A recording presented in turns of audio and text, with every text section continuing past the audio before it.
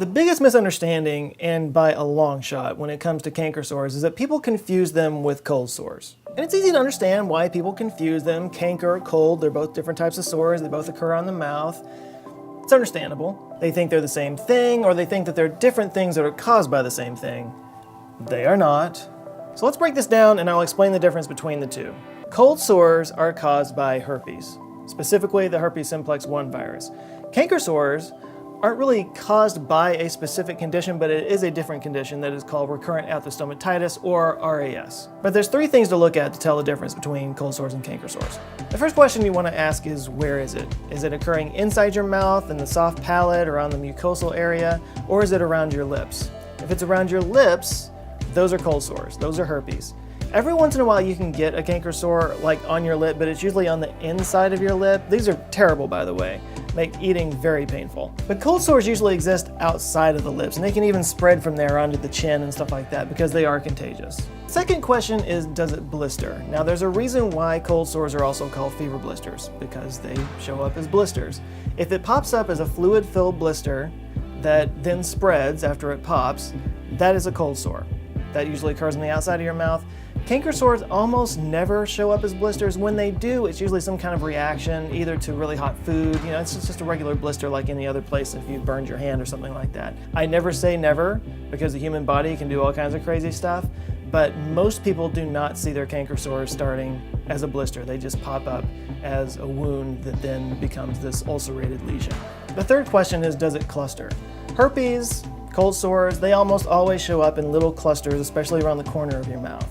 Canker sores can cluster, and there's a type of canker sore condition called herpetiform, which is an unfortunate name because the herpetiform makes it sound like it's herpes, even though it's not herpes. It was just called that because it presents in the same way as herpes, in the form of herpes, herpetiform.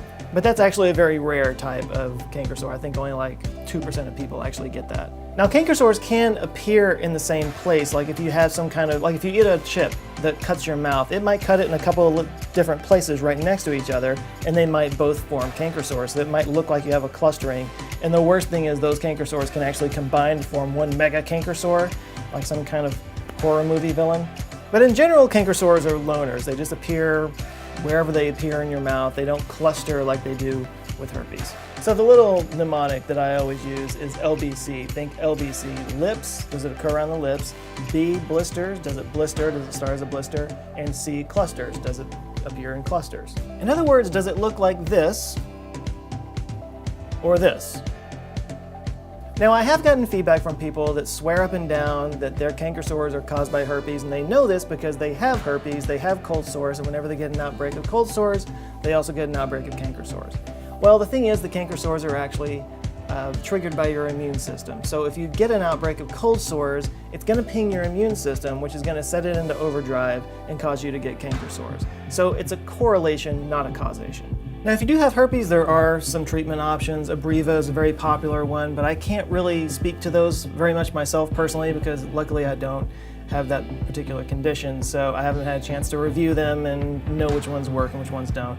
But it's important to know the difference, because if you put Abreva on a canker sore, it's probably not going to do you much good because it's actually made for cold sores. So that's why it's important to know the difference between cold sores and canker sores. You want to treat them appropriately. So hopefully this gives you an idea, a better idea of what you might be dealing with. If you are dealing with canker sores, I would highly suggest you subscribe to this channel. I'll be coming at you as often as I possibly can with helpful tips and tricks that I've gained over a lifetime of experience doing this, and specifically researching it for a good 3 years, not just on my self-experimentation, but also researching all over the web and stuff like that.